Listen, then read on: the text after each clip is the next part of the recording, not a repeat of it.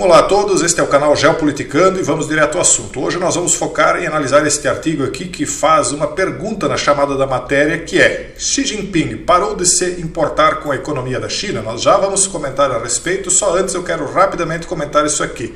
Um artigo que afirma o seguinte: a GNUC, Estados Unidos-Rússia, acabaria com 5 bilhões de pessoas apenas com a fome.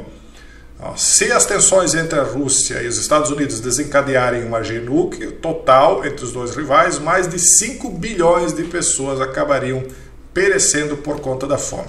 Na live de ontem nós apontamos entre 12 e 15 fatores que estão nos causando insegurança alimentar e aumento de preços dos alimentos no mundo inteiro.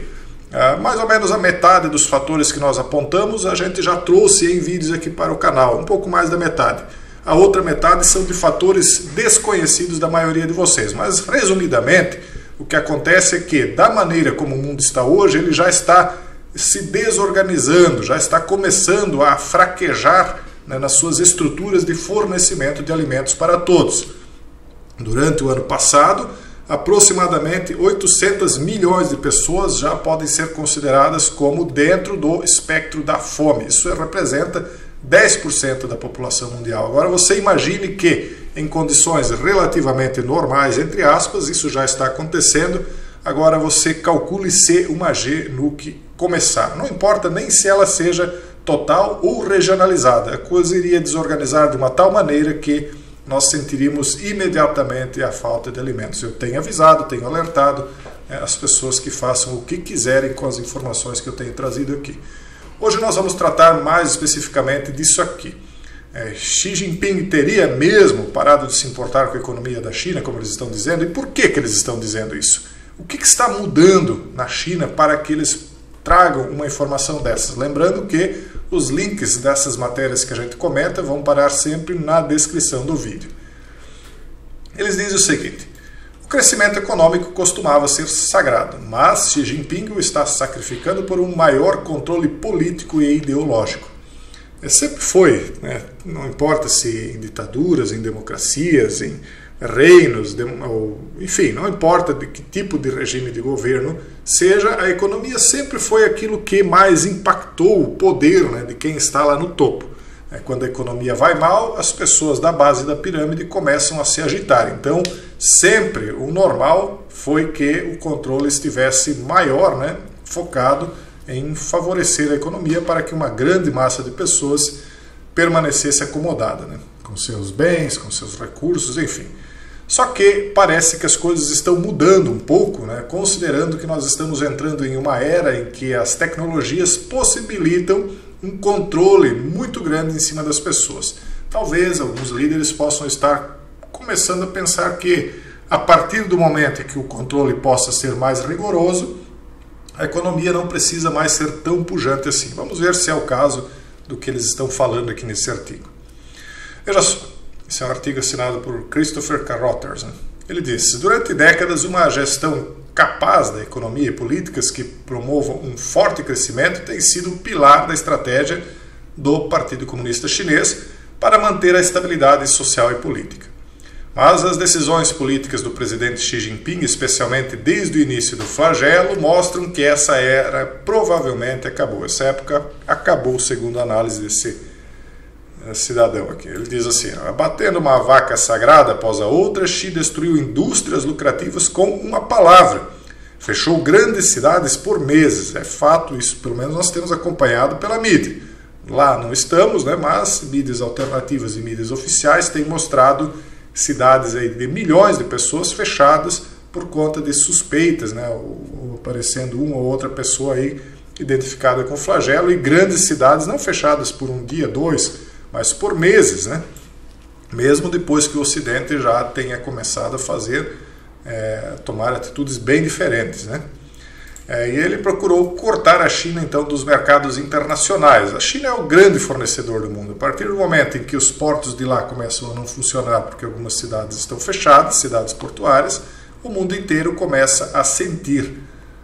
Por isso que muitos estão falando em reindustrializar seus países. Analistas frequentemente retratam esses movimentos como erros que abrem Xi para desafios de dentro do partido. No entanto, é hora de abraçar a realidade de que Xi está preferindo assim, segundo a visão desse analista.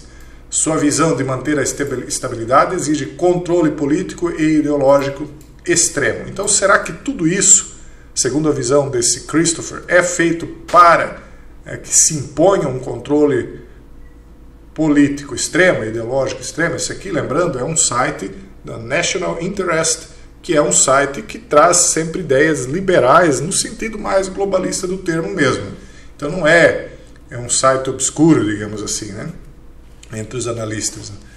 Então ele está mais do que disposto a sacrificar o progresso econômico para alcançá-lo. Alcançar o quê? Controle político e ideológico extremos, segundo essa matéria. No passado, a liderança do partido surpreendeu os observadores ao lançar uma ampla repressão regulatória ao setor de tecnologia da China. Quem não viu lá o que aconteceu com Jack Ma, um dos grandes bilionários do setor tecno da China, né? Sumiu, depois apareceu de novo, aí sumiu de novo, e a coisa está desse tipo. É uma regulação maior em cima dos imóveis. Nós sabemos aí a questão do setor de construção da China como está. Não só na China, né? Existe uma bolha aí de imóveis excedentes no mundo inteiro, né? Em alguns países não. Falar o mundo inteiro não é o termo mais exato. Embora muitas vezes também existam moradias sobrando em determinados lugares, como na China, né? Às vezes não existem pessoas dispostas a se deslocar para morar naqueles lugares. Então não adianta ter imóvel se não há quem queira ocupar. Autorregulação em criptomoedas, esse é o caminho que o mundo inteiro vai seguir, eu tenho avisado. As criptomoedas em algum momento serão criminalizadas, essas que são aí de circulação não oficial, né?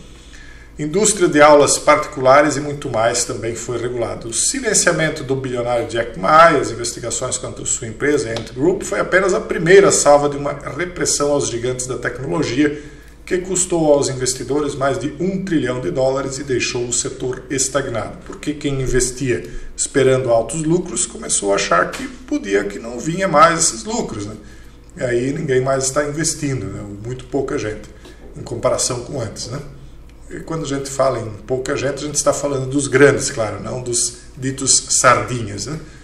Uma enxurrada de multas, expurgos e regulamentações levou a uma crise de financiamento no setor imobiliário, reduzindo os números gerais de crescimento, o que é, na minha opinião, relativamente prudente por parte de Xi Jinping, uma vez que, como já foi dito, foram detectados até aqui por mídias do Ocidente uma possível bolha a estourar lá.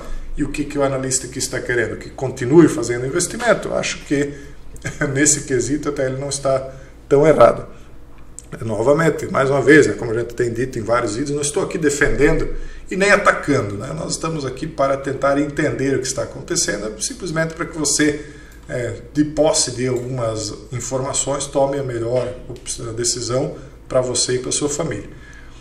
Então, quando a gente fala, como por exemplo isso aqui, que uma GNU que poderia tirar 5 bilhões da face da Terra, quem é que você acha que vai ser tirado? Aqueles que estão achando que tudo está em berço esplêndido, estão dormindo no berço esplêndido. Aqueles que estiverem mais bem preparados podem ser sim levados na onda, mas a tendência é que tenham uma chance um pouco maior, né, de passar por tudo isso, caso uma coisa assim extremada aconteça. Eu acho que tão extremada não seria, né, de alcançar esse número de 5 bi de pessoas, né, mas algo não muito distante pode acontecer sim. No entanto, a escolha mais cara tem sido a insistência de Xi na adesão de uma política de flagelo zero, agora denominada de flagelo dinâmico. À medida que o resto do mundo se abriu e aceitou algum nível de coexistência com o flagelo, a China resistiu. Resistiu por quê? Porque a economia deles não é exatamente aquilo que se diz, na minha opinião. Na minha opinião, a economia da China é muito mais frágil do que se diz, e quanto mais tempo eles fizerem de conta que a culpa de todos esses problemas que estão acontecendo com a economia deles é por causa do flagelo, mais tempo, então, menos o governo pode ser culpabilizado. Então eles vão colocando lá a culpa no flagelo, e aí eles vão fazendo as barbaridades e os cortes e os ajustes que precisam ser feitos sem que o povo culpe uma pessoa. Não, a culpa não é de uma pessoa, não é do presidente, não é do partido, é do flagelo. E as medidas que estão sendo tomadas aí são para o nosso bem. Vocês sabem como as pessoas são idiotas, né? Então, a grande maioria cai realmente nesse tipo de coisa, e não me diga que você não conhece aí uma penca de gente que... bom, deixa para lá. Nós estamos falando da China, né? Bom, enfim, desde a invasão da Ucrânia pela Rússia em fevereiro, a palavra sem limites de Xi com a Rússia e o seu apoio suave às ações da Rússia criaram riscos econômicos adicionais. Porque ela disse, né, que eles eram parceiros ilimitados, ou seja, eles estão fechados entre os dois, né? Então, pouco está claro, aliás, enquanto a economia da Rússia está sendo atingida por sanções internacionais, que, vamos e venhamos, que só está atingindo o Ocidente, só está detonando a economia da Europa. O Macron pediu aí que as pessoas enfrentem tudo isso com a força de sua alma, né? Essas sanções aí são um tiro pela culatra atrás da outra. Mas, enfim, né? A gente está aqui só para comentar, eles é que tomam as decisões, né? A política de Xi abre as empresas chinesas a sanções secundárias e outras incertezas. Controle, eles estão estabelecendo mais controle. Um tanto disso também é porque eles estão antevendo que vem por aí um momento de maior aperto. Então, eles sempre... É um Estado centralizador, né?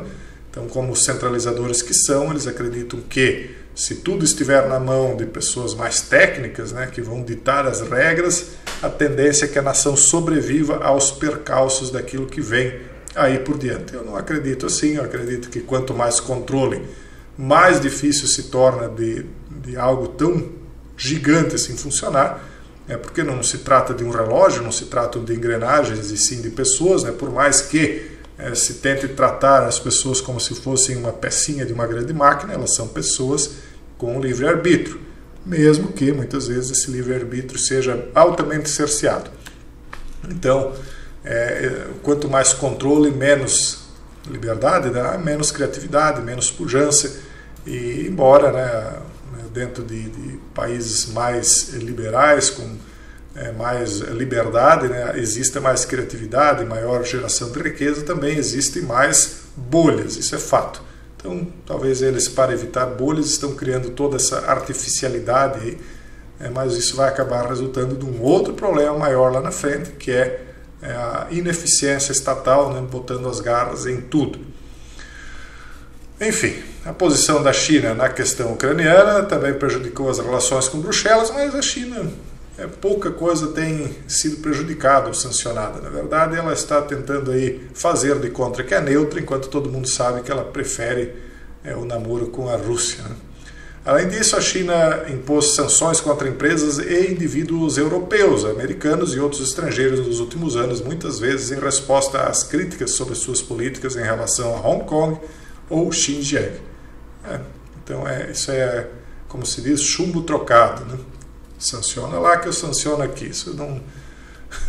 e muda pouco em termos de país, muda mais em relação aos indivíduos mesmo, né? Enfim, a situação deles é essa, né? A China está, sim, mudando suas políticas, agora ela não está mais focando tanto nessa questão do liberalismo econômico, ela vai mudar radicalmente, na minha opinião. Haverá mais controle estatal, eles vão voltar aí às políticas mais antigas, uma vez que esse liberalismo era mais uma concessão, eu penso assim, eles fizeram uma concessão para o Ocidente liberal, porque eles comercializavam muito com o Ocidente, então, conforme foram os BlackRocks da vida foram investindo recursos lá dentro, a China foi cedendo aí nas suas indústrias, deixando que certos tecnocratas tomassem iniciativa no setor tecnológico, desenvolvessem através da iniciativa privada esses setores, mas a partir do momento em que a China sentiu que os Estados Unidos já não era mais tão amiguinho assim, ela começou a voltar às práticas antigas, a se fechar mais, a dar PT saudações para o mercado, e fazer do jeito dela mesmo e pronto, e quem não estiver contente que reclame com o bispo, né? É mais ou menos isso assim que eu vejo que está acontecendo por lá, e muitas coisas estão agora mudando por lá e vão refletir aqui.